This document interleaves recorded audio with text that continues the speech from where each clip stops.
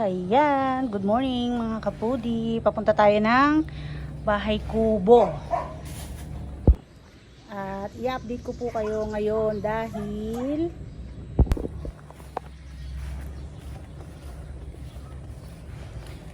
makikita nyo kasi pinabaklas na yung pinakabubong na pawid ng Bahay Kubo at na siya. Papagawang bakal na. Uy, napakalago na ng ating kapaligiran. Napakarami na po na saging. Dumami yung mga saging. Kasi ito na yung mga papaya na tanim yung isa. Madami na.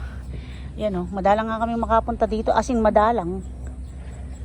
Baka nga last year pa ako nakapunta dito. Or ilang buwan na. Almost half year na. Yan. Huling update ko sa inyo. So ayan. O, daming palang talon dito. Ayan. Si kuya pa rin yung nakatira dito. Yan, ito yung mga papaya ni Mr. Oh, ang gaganda. Oh, yan, malagong malago at kahit siya na lang tumubo yung saging. Tanim yata ni Kuya yun eh. Ayan, kaya wala na palang sabi ko kay Mr. magtanim pa siya ng saging na marami ng araw nakatanim. So, ayan, i-update ko lang kayo kasi nandito yung gumagawa. So, bumili si nanay ng second hand na bubong na yero. Bubong tuloy. Yero, ayan, pinapinturahan kay Kuya. Second hand lang yan. Andiyan na yung nagbabaklas?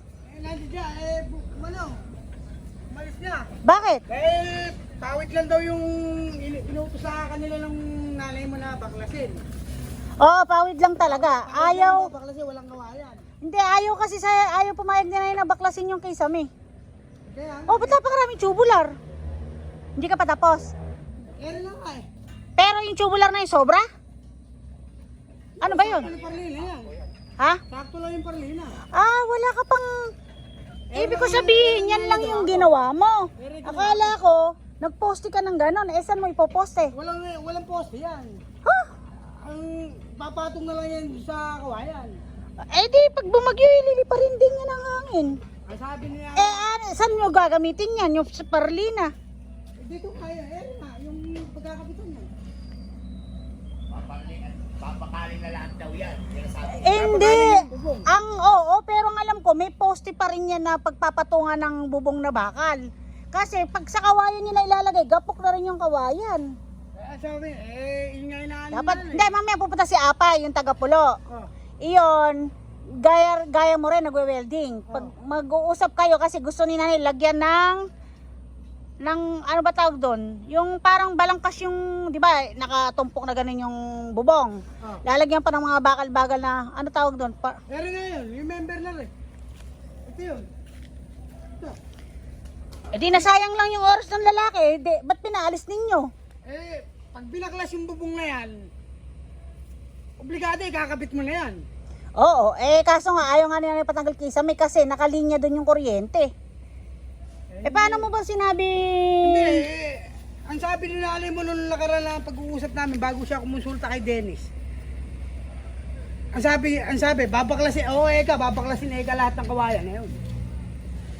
Nung nabago naman yung sinabi ni nanay. Hindi dapat siya kasi dapat pina-estimate lang niya kay Dennis yun. Ikaw dapat nakausap kasi ikaw gagawa. Yun nga sinabi ko, tubular na, kung ano yung binigay kong lista nung nakaraan, binaliwala. Hindi ba ubra na pag pinatong mo yan, nandun yung kisame kasi parang lalagyan mo lang din ng kisame. Yung kisame na yun, ikakaltas mo rito sa pagdadaanan yun. Hindi, parang ipapatong yan, di ubra? Ang akala ko, ito, gagawa kayo ng posting gano'n sa, Parlili yan, kabita lang bubong yan. Naku. Kaya nga, hindi pa nagagalaw rin. Oo nga, halos matagal na nga. Nag-uulan pa, hindi naman makapag...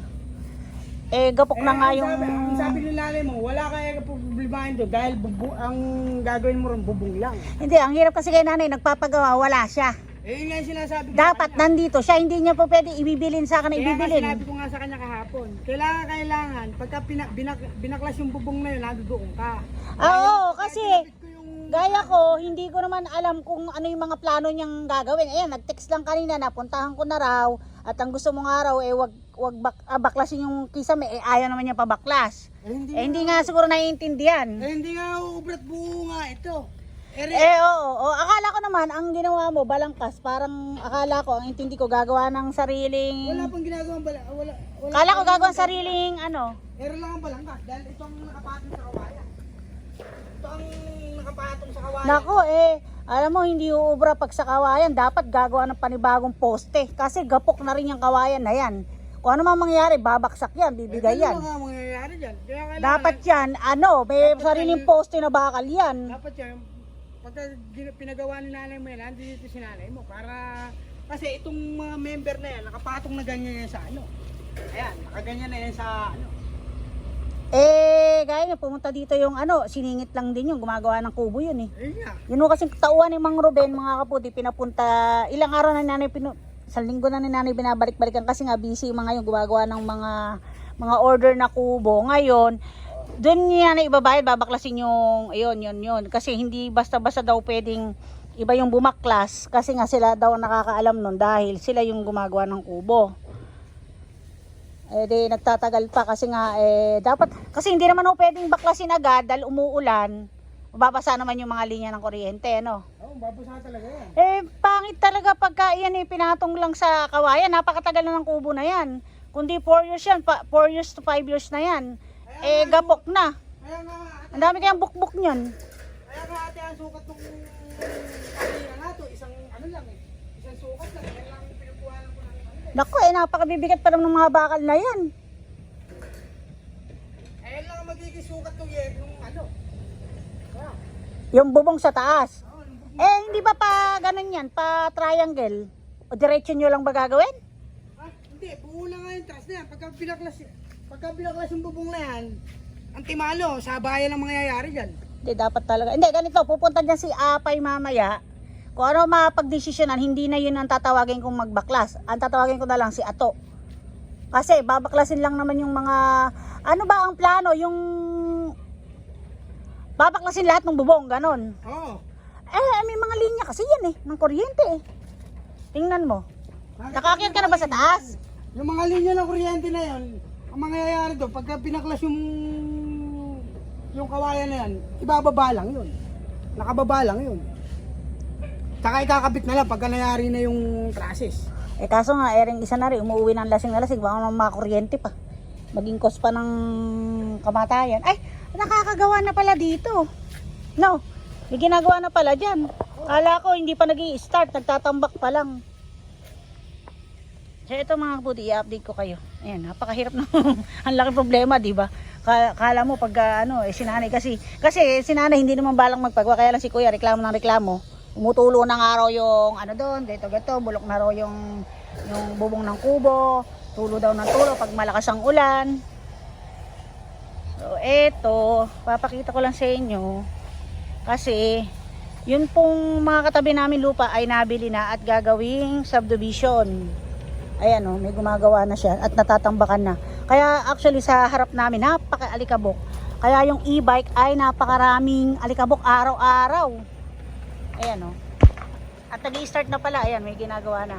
Hindi ko alam kung bahay na yan or office. Pero siguro naman kasi doon ang bungad niyan dini sa labas sa tabi ng kalsada. So ayan, tatambak na sila. Malawak ang pinagtatambakan. Ayan So hanggang dito yan sa tabi namin. So makakalibre kami ng bakuran. Ayan, paligid na yan. So dito na lang kailangan bakuran yung sa pagitan ng mga kapatid ni nanay. Alam nyo na, kailangan talaga may sariling bakuran. So ano plano? Antayin si nanay mamaya. Yung sinasabi mo, Hindi, ganito. Pumunta ka ng alauna. Pupunta si Apay ng alauna. Oo.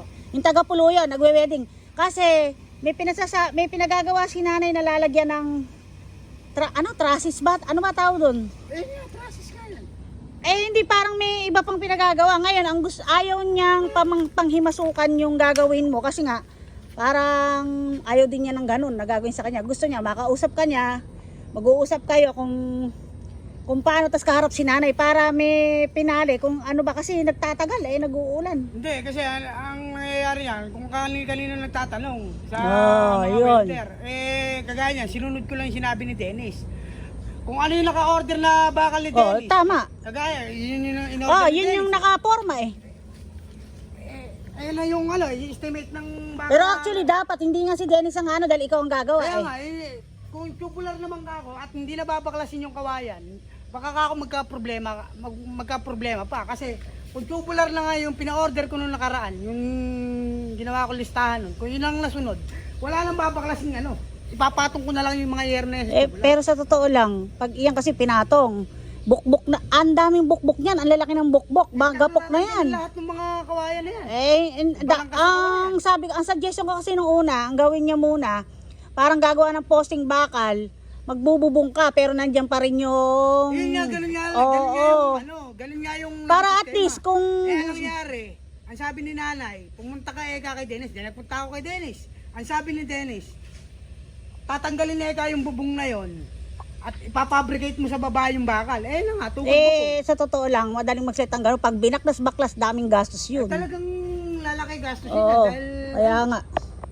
Hindi kung nasunod lang yung sa akin nung una pa lang. Ito kasi si Kuya, reklamo, alam naman papagawaan din ng bubong. Hindi, kung nasunod yung sa akin nung una pa lang, kasi apply ka na lang apply ng tubular doon. Ayaw nga ni nanay mo't mahina raw. Nako. Ang ginawa ni nanay mo, nagtanong sa akin ng bakal kung ano yung pinakamagandang gamitin. Kala ko, magpoposte ka ng 4 na ganon, tapos ipapatong lang yung bubong. Sabi ko kay nanay, pinakamaganda, magposte ka, ipatong mo lang yung bubong doon sa Mas maganda kung Oo, ganun kasi at least hindi pa mainit. Hindi pa mainit doon sa kubo. Tapos kung talagang wala nang pag-asa yung tsaka lang babaklasin, at least naka-ready na yung bubong. Oo. Ang iniisip niya, masusunog yung bubong pag napatakan ng welding. Ang sabi kasi ni hindi naman maano yan eh. Hindi, pwedeng ba ipatong muna yung mga bubong dyan? Ang mangyayari kasi niyan, tatanggalin yung yung mga pawid at ipapatong mo lang doon sa may mga kawayan yung tubular na sinasabi ko. Yun ang sinabi ko sa kanya nung nakaraan. Ayaw niyang maniwala sa akin. Magtanong ka muna kay Dennis. Si Dennis ang sundin niya. Kung kasi yan nakabalangkas na, tas nakaporma na yung bubong lang, na parang sa court ba? May sariling, sa basketball court, may sariling poste. Ngayon, nakabubong doon. Ngayon, kung ang iniisip niya, masusunog yung pawid, pwede naman takpan nyo ng bubong yung bandang weweldingan mo. Para hindi patakan ng ipapatong na yung bubong. Para hindi siya mag-alala ng masusunog. Ang mangyayari yan, sabayan. Ang nangyari, tanong siya kay Dennis. Si Dennis daw ang sundin ko. Sinunod ko naman yung isa. Hindi, ang problema nga talaga, kahit ako sa pagluluto, may iba-ibang paraan ng pagluluto at paggawa. Kung ano yung nasa isip mo, hindi yun ang nasa isip ng isa. Dapat, kahit yung, sinunod na nga yung gamit, sana, yung idea. Ayun nga yung kawayan. Sabi ko kay nanay mo nung nakaraan, makit pa siya sa taas. Hindi ka ako gagalawin tong kawayan na to. Ipapatong ko lang ako yung tubular dyan. Kaya tubular lang, ay mo. Oo. Taka ipapatong yung yero ngayon. Ang sabi ni nanay, gusto raw niya matibay. Bumili silang mga bakal. Napakabigat niyan. Kung ipapatong niya sa kawayan, baka magulat siya. Bukbok na yung puro kawayan na yan. Ang lalaki ng bukbok niyan, mga inahin pa. Pagka pinatong rin member namin sa dalawang gilid Ayan lang, mabigat na papatong yung magkabilang gano'n pakabayan Pahaba. Tsaka mo ipapatong ngayon nakapatong ngayon dito sa may ibabaw ng dahil nakaganyan lang forma niyan ganyan ang forma niyan Yan, nakapatong ngayon yung trusses natin dito sa may ngayon yung dulo niyan magkakaroon ng kailangan niya patibayin yung dulo niya. Dulo. Diyan magkakaroon ng poste yan. Naningkit ka ba? Patingin niya. Papakita ko lang. Yan, may malalaki na bunga ngayon na sigwelas, hindi gaya ng dati. Wala bang uod yan? Maulan? Mga parang magpupurga ka na lang. Oy, sige, ganito. Na lang, bumalik ka ng alauna, darating dyan si Apay, para mag-usap-usap kayo nila nanay. Ngayon, hindi ko na papoproblemahin yung ng kubo, kasi iyon, gumagawa talaga ng kubo. Ito mo, nakakahiya, biglang umalis tuloy. Pero nakausap mo? Nakausap ko. Pinakit ko pa nga sa taas sabi ko nga sa kanila na nakaraan, dapat yan. Kung hindi na gagalawin, dapat guys, nasunod niya yun sa'yo. Kaya tubular na lang. Hindi, ang hirap kasi hindi pa kayo nagkakausap uli ni nanay Nagkausap na kami kahapon. Tsaka hindi, ang problema nga, may pinapupunta pa rito. Ayaw naman din yan galawin dahil ayaw niya nang iba-bypass kasi may kausap nga si nanay. Ang mangyayari niyan, magko-close deal kayo tsaka niya uumpisahan. Ang problema nga, Kung ipapatong niya pala lahat yan sa kawayan na yan, napakabigat niyan. Oo, kasi ang nangyayari nga kasi yan, tanong siya ng tanong sa Kung kani-kanino. mga nakakaalam. Oo nga. Tapos ang problema, yung idea niya, gusto niyang i-apply, ayaw naman niyang huminto kahit isang araw sa Gusto ni pagtitinda. nanay mo, wag daw putulin yung yero eh. Kaya nga pinasobrahan kong Oo. ano eh, tsaka yung sukat nung yung bilang ng parlilang 12 bilang ng parlila mo na yan. Mm. Eh, inano ko lang yan, inaktwal ko lang yung 12 dyan. Oo. 6-6. May sobra pang ano, may tubular, may ano pa dyan, yung ganito. Pero nga, yung dalawang bakal na, di ba? Hindi, lima pa. Lima pa raw sobra, may tinago si kuya. 5 ano. Yung binabili mo sa akin, 5 ganun pa nakatago. Ito yung, yung sinasabi mo nakatakpan, Magagamit mo ba yan? magagamit yan sa ibabaw nito. Oh, yun pala. Dito magagamit yan sa ibabaw nito. Doon ipapatong. Oo, nakapatong sa... Ay, di, okay, kasi akala ni kuya sumobra. Kaya sakto lang ang ano, kaya nga nagpahabol ako ng dalawa dahil para makabuo ka ako ng member. Kasi mahirap din ang uutusan lang ako ni nanay ng bibili ng lang. Gaya niya, may problema. Dapat talaga, nandito siya. Dapat talaga, pagka ginagawa yan, Kung may pera lang ako, mamagicking ko na. Ako naman susunod. O kahit dapat kung... nandito may ari. Talaga. Papagawa. Baka mamaya, syempre, salungat dun sa... Yun nga, magkakaiba kasi ano. O sige, ganun na lang. Bali, babalik ka mamaya ang alauna kay nanay, no? Kasi ako din susundo nun eh. Okay, sige, salamat. So ayun mga kapudi, update tayo. Ang daming nagiging bunga ng siniguelas. Nakakailang ano na si kuya, nakakapagbenta pa nga. Ayoko tapakan yung bubong, mabigat ako baka mayupi. So dito tayo. Hindi rin ako kasi kami rin nagpupunta rito eh. Pero dito pala napaka-presko, no? Lalo na sa amin, sobrang init. Ayan o, punong-puno na pala yung siniguelas eh. Tatagal kong hindi nagpunta eh.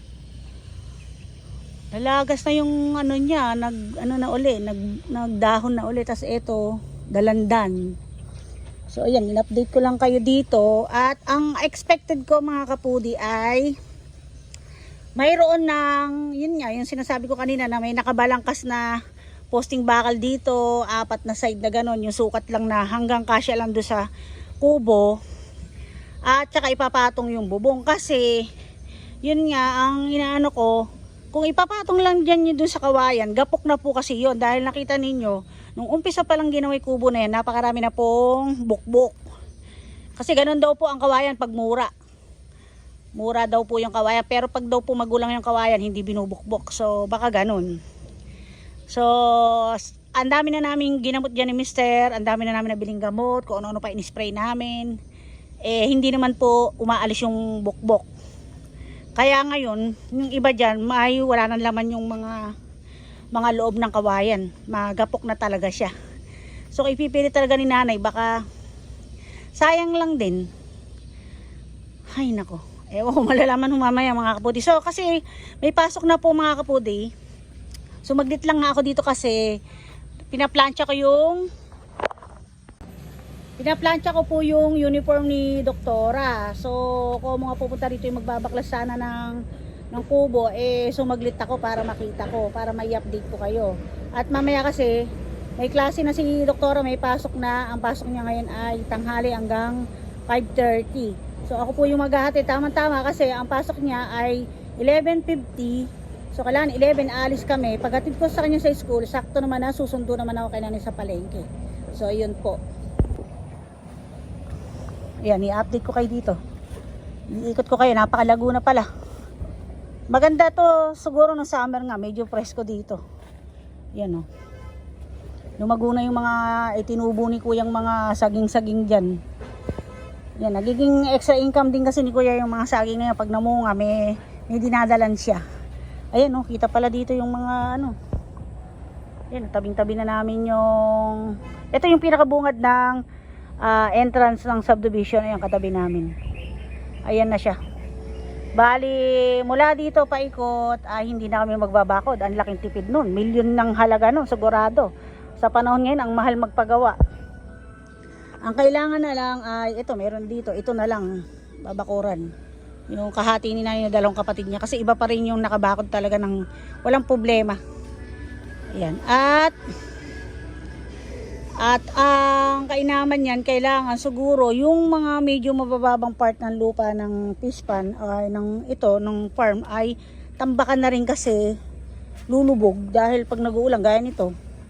Ito po, 'di ba dati fish pan to, natambakan lang yung kalahati, kulang pa, kaya lang syempre, maraming gastos din 'yan. Talagang masarap naman mag-upgrade ng farm kung marami tayong kadatungan. Ayan. So ayan. Oh, may tumubo pa rito mga bulaklak. Uy. Laki ang ahas dito, ano, nakakatakot. Uy, ay lago ng saging, oh. Ano kaya yung butuan? So, ayan mga kabudi, uuwi na tayo.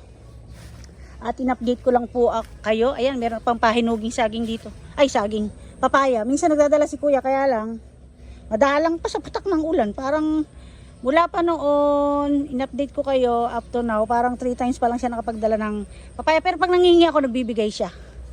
Ayun. So, ayan, uuwi na po ako mga kapudi. At asikasuhin ko naman si Doktora, si Desiree. Ayan.